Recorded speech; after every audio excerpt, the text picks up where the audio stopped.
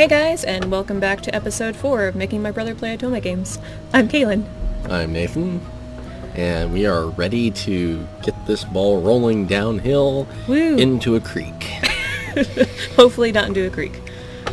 That's just how this is gonna go. Okay. Do you think you're gonna get your main character killed? If that's a possibility, it's totally a possibility. It's probably gonna happen. I mean, if the main character doesn't die, and you might get your samurai boyfriend killed.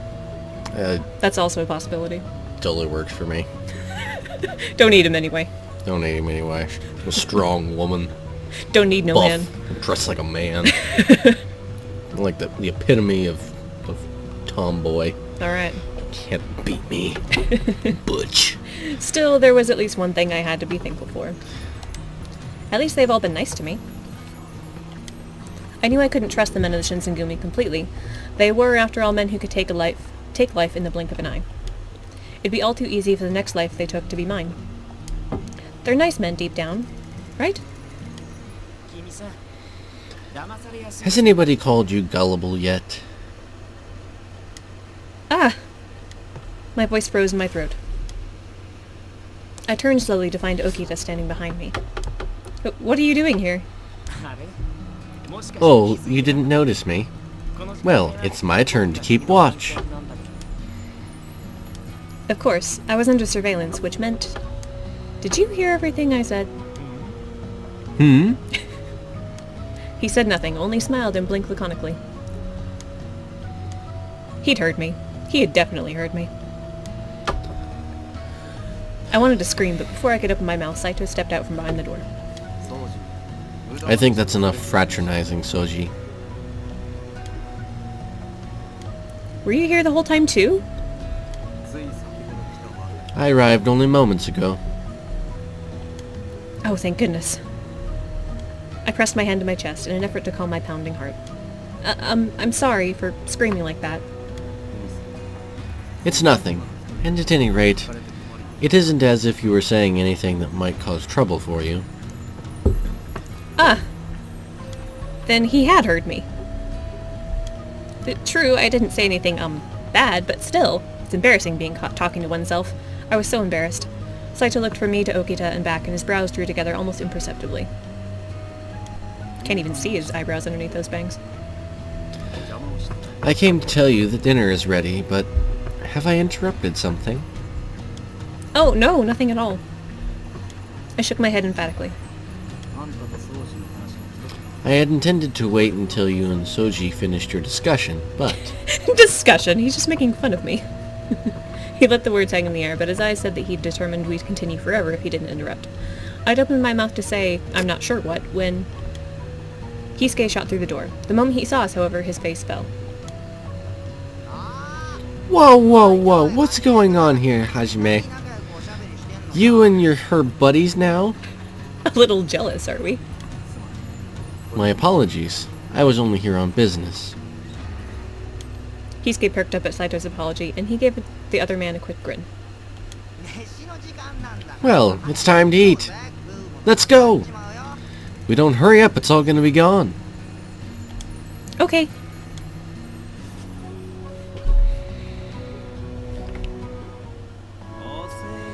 You're late. A queen is never late. The moment we stepped into the dining hall, Nagakura and Harada looked up at us. You kids are late. Who's gonna answer to my crying stomach? You mean growling Shin? Really, he's so simple sometimes. You guys ought to apologize to my stomach. He wanted to dig in, but I said no, we've got to wait for him.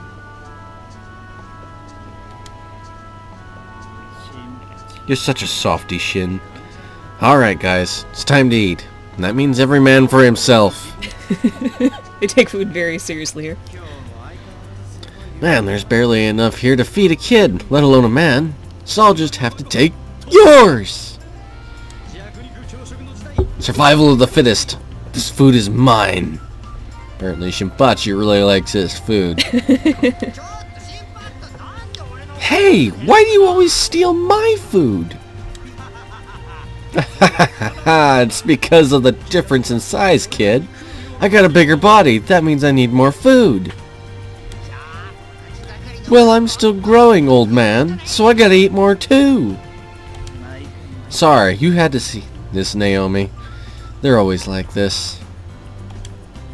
I've gotten used to it.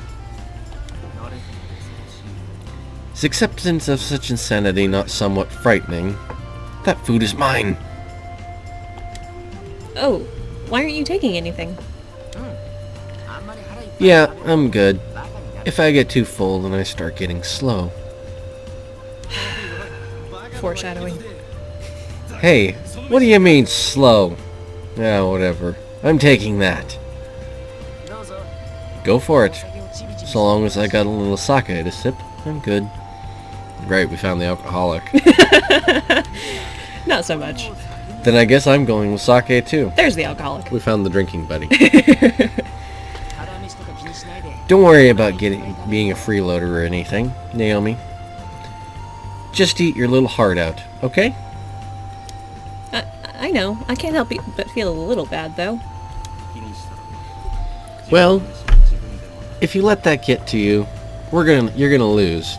You have to protect what's yours. Okay. It was actually rather fun to have dinner with such a strange group of men. I'd eaten alone for so long that to do so with others was frightening and exhilarating all at once. See? There's that smile. You ought to do that more often. We aren't going to hurt you. Harda. His mouth curled into an honest smile of his own. Had I really looked so down? Perhaps they were all trying to cheer me up. I wasn't quite sure how to feel. There was a part of me that felt bad, while another part felt a certain amount of joy. The joy seemed to be winning out, however, and I was smiling to myself when Inoue stepped in from the hall. Gentlemen, do you have a moment? As usual, his voice was warm, but in his eyes was a level solemnity I'd never seen before, at least during our thus far brief acquaintance. The warmth of the room disappeared almost immediately. I've just received word from Osaka. Sanan has been gravely injured in battle. What? The glasses character? They all went quiet. Inoue continued. Sanan had gone to investigate a report of several Ronin harassing a cloth merchant. He'd managed to drive them off, but not before being wounded by the Ronin. Is he going to be alright? It wasn't his sword arm that was wounded. He's almost certain to survive. Wielding a blade will be difficult for him. Oh, thank goodness. I let out a breath I hadn't realized I'd been holding, but it seemed that the rest of the room didn't share my relief. He should be returning here in a few days. Now please, excuse me. I must speak with Kondo. He turned as he spoke, his last words delivered over his shoulder, and was gone. It was Saito who eventually broke the awkward silence. A sword is not made to be carried in a single hand. If his injury is severe, he may never carry a blade again. Oh. At last I understood. Yes, Sanan was still alive, but without the ability to wield a sword. Sanan the man had survived the encounter with the Ronin, but Sanan the warrior had not. Fighting with a single hand would mean less strength behind his blows. Against an opponent of similar skill, he would almost certainly lose. Of course. Fighting with one hand would be fighting at half strength. Even a skilled warrior would have trouble. Okita sighed. If push comes to shove, you'll have to take it. I don't think Sanan's going to give up. Don't jinx him, Soji. Soji. There you go. Don't jinx him, Soji. It's gonna look bad if officers start joining the Corps. Huh? Wait, that didn't make any sense. But what do you mean core? Isn't that the Shinsengumi? I didn't understand. What was the core if it wasn't the Shinsengumi itself? But the way they said it, it couldn't have been referring to the Shinsengumi. Well, normally, yeah, you might call the Shinsengumi the Elite Volunteer Corps. When we walk about the Corps, though, When we talk about when we walk about. When we talk about the core, though, we... Oh. Hisuke! Huh? Before I could move, Haruto was on his feet and halfway across the room. I barely had time to gasp before he drove his fist into Hisuke.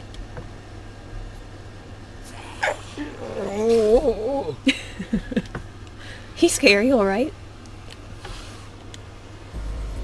Nagakura sighed. Sano, you're overreacting. Hisuke, think before you open that damn mouth. His eyes were cold and hard as he turned to look straight at me. It was clear Hisuke had told me something he shouldn't have, but what? Sorry. After a moment, Haruto gave the younger man a curt nod of apology, and Hisuke responded with a quick, pained smile. Nah, I should have been watching what I said. Still, Sano, you start throwing those things around way too easily.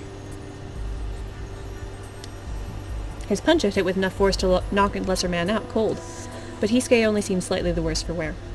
It had never been clearer that I was not among normal people. That's all you're going to hear about this particular topic, Naomi. I think that's probably for the best. I'm sure you're curious, but we can't tell you anything else, so don't ask. His voice was friendly enough, but his eyes gave his words a cold weight that made me feel almost uncomfortable. But how was I supposed to just drop it? The core that Hisuke was talking about are men to be pitied. Okita's voice was flat, emotionless. His eyes were grim, and there was a sudden chill of melancholy about him. I couldn't bring myself to say anything more. Thankfully, Nagakura stepped in to break the silence. It's nothing you need to worry yourself about. You don't have to get all worked up. I was only a guest in their house, not a warrior of the Shinsengumi. I didn't need to know the truth behind whatever secrets the Shinsengumi kept. I'd known that from the beginning. That knowledge was little comfort, however. Put it from your mind.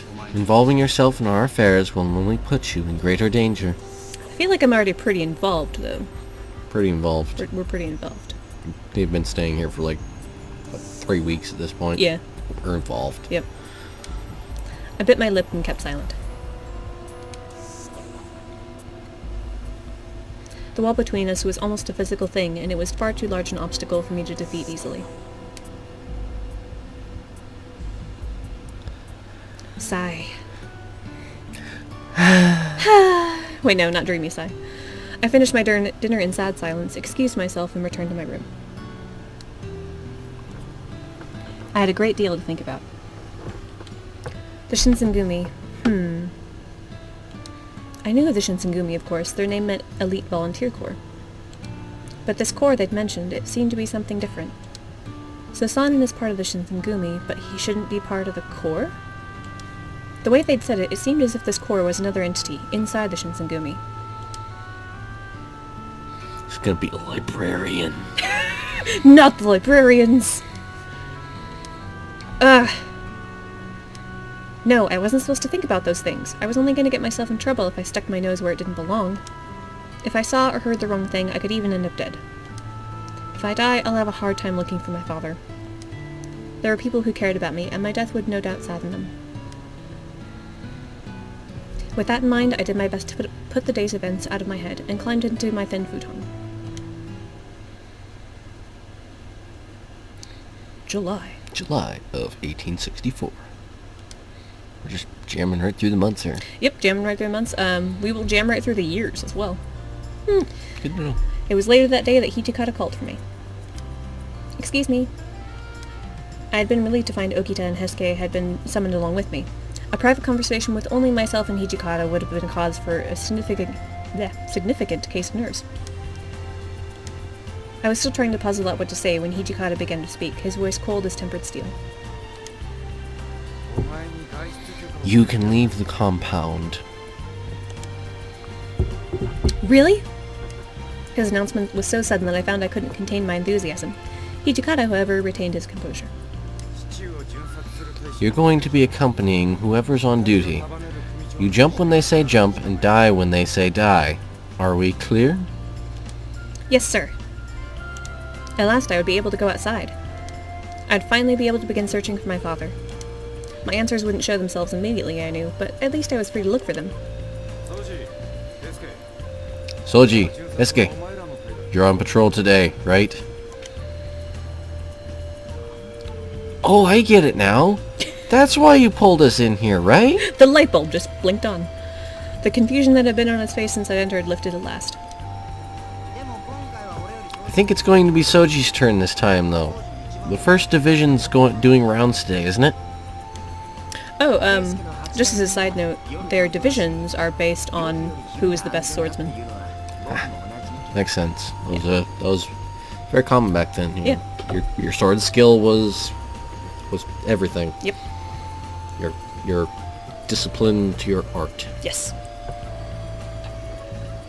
Yes, Hisuke. And the 8th are going out tonight, so I think he has a point. She'll be safer during the afternoon. He nodded at Hisuke and gave me a quick wink. Don't forget, if you run, I'll kill you. And if we get jumped by a Ronin, I'm not sticking around to pull your ass out of the fire, okay? How reassuring. He wasn't being serious, but Hijikata turned his cold glare on Okita and frowned. No, it's not okay, you idiot. Why the hell do you think I'm sending her with you?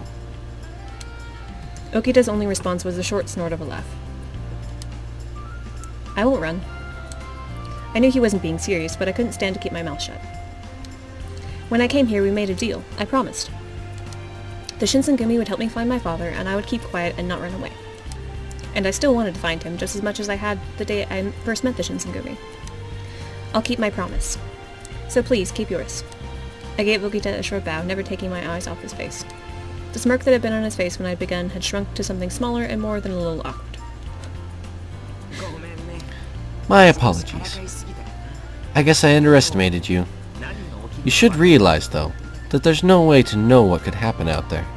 By the way, at this point, our father's been missing for 5 months or 6 months, something like that. That's a while. That's a while. It's a little worrying. If you come with us, you're putting yourself in danger. If that's alright with you, then feel free to join us on our rounds. Even I knew that Kyoto was not safe. But I didn't care. I had to find my father. At that moment, any possible danger seemed immaterial. The Choshu? The Choshu have been acting up. We don't know what they're up to, but chances are it's bad for us. I'd rather not be sending you out. He seemed to be almost talking to himself, but his tone was stern and thoughtful. The soldiers of the Choshu domain were part of the Imperial Nationalist Party. Imperial Nationalists? Yes. They had increasingly been turning to force in their pursuit of these goals. The Shinsengumi, on the other hand, were loyal to the shogun. So what's happening here is that the Choshu and their allies are loyal to the emperor, and they also want to keep Japan an isolated country, because Japan is, at this point, an isolated country. And America, at this point, has come in and kicked down the doors and forced quite. Western culture on them. Not quite. That's happening soon. That's happening the soon. Choshu are actually the ones who ally themselves with Americans. Then the Shinsengumi and their allies, the people who fund them and all that, are loyal to the shogun and to keeping Japan, I guess what you'd call, like, traditionalist. Yeah. Yeah. Since their masters were at odds, the Shinsengumi and the Choshu domain were enemies. It occurred to me that the increased activity of the Choshu domain had likely made it difficult for the Shinsengumi to shoulder a burden such as me.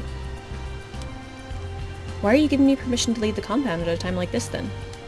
Hijikata's face hardened, and he looked away. Kodo hasn't gone back to Edo, and we've heard that a couple people saw someone around Kyoto.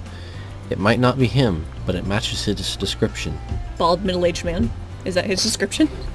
It's like, yeah, it matches his description. I'm sure there's like 50 other people just like him. At least if you're just trying to tell somebody. Right, yeah. Besides, I've kept you locked up for almost half a year. That's right. The Choshu are a threat, but if it wasn't If it wasn't them, it'd be something else. I have to let you out sometime, or you'll never find anything. It wasn't what I expected to hear from him. He was right that they'd postponed my search for my father for quite some time. What I hadn't expected was that he would give any thought to my feelings on the matter. Thank you very much. Ooh, so Mr. Big Tough Guy has a soft spot that he's not letting on to. He's very tsundere. Very sensitive. Yep. I bowed as I spoke, not sure what else I could do to express my gratitude. Hijikata only turned back to his work.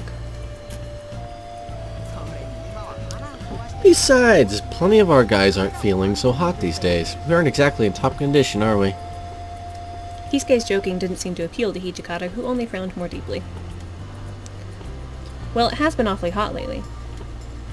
And it certainly had been. Day after day, the sun burned down on Kyoto from a cloudless sky, and all the rooms in the compound were so humid that I felt dizzy as soon as I stepped inside. I had heard that the heat had been too much for some of the Shinsengumi soldiers, and they'd taken ill. If you want to go, you can go. You have my permission. Alright. I sat there for a moment and considered my options. There was something in his words and demeanor that told me he didn't want me to leave the compound. Still, if I was with Okita or Hesuke, I had no doubt that I'd be safe and well protected. On the other hand, my presence could easily be an undue burden to them. What was I to do? We're gonna be bold. We're gonna bust out of this joint. Leave and search for Dad. Woo! Where's Dad? Oh my gosh! The streets were full packed with people. Nothing strange in a busy city, of course, but I could feel my heart beating faster all the same. Don't get too excited there, Naomi. We're out here for business, not fun, remember? His wry smile was a friendly warning, but I shrunk back, cowed, and looked up at him meekly. The city is just so busy. I guess I just couldn't help myself. Getting worked up over a busy city street was a silly thing for anyone to do, and we both knew it. But I'd been inside for so long, just the sight of crowds was enough to get my blood pumping. Okita looked down at me and grinned. Well, the Gion? Gion, yeah. The Gion Festival's coming up. Things are a little more lively than usual, I'll give you that. Of course, some of those nationalist Ronin are acting pretty suspicious too. What I'm saying is, watch yourself, alright? And the encyclopedia has been updated. Okay.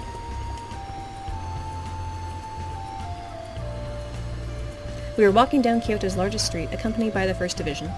No one came within a few yards of us as we walked. They stepped away the moment their eyes caught the bright blue of the Shinsengumi's jackets. Even the people of Kyoto feared the Shinsengumi. Excuse me. I paused every so often to ask some of the less intimidated passerby if they might have seen my father. I'm looking for someone. He's in his 40s and speaks with an Edo accent. His head is shaved, but he looks friendly. He's a doctor, too. After several regretful apologies, I came across someone who claimed to have seen a man matching my description. Oh yeah! I think I might have seen that guy a while back. Over at Masu's. As he spoke, he pointed toward a store selling wood and charcoal. Wood and charcoal. Wood and charcoal. Thank you so much. Of course, I told myself it could be someone who only looks like my father. Then again, perhaps it was my father. Okita caught my eye and gave me a stern look. He opened his mouth, presumably to reprimand me, when... You there! Are you Ronin? Give us the name of your lord, if you indeed you even serve one. The cry went up from one of the Shinsengumi soldiers, and Okita turned, his mouth tightening into a thin line. Well, shit. I guess they would choose the worst time to stir up trouble, wouldn't they? His hand dropped to his sword as he ran toward the commotion. Townsfolk screamed and ran like leaves before a gale. Whoa! In the sudden press of fleeing citizens, I found myself pulled away from Okita. For a moment I panicked, but soon realized that perhaps it was best. We'll just get out of their way. If I'd stayed close, he would have been forced to keep half his attention on me. I didn't want to distract him, so I ran to a nearby alley to watch. Once the situation was resolved, I could make my way back to the 1st Division. Hey kid, come over here. You don't want to get yourself caught up in that. Those shady Shinsengumi members. Huh? I paused for a moment. A strange man was inviting me into his store. Not strange in the face of it, perhaps, but I had been warned many times to be on my guard.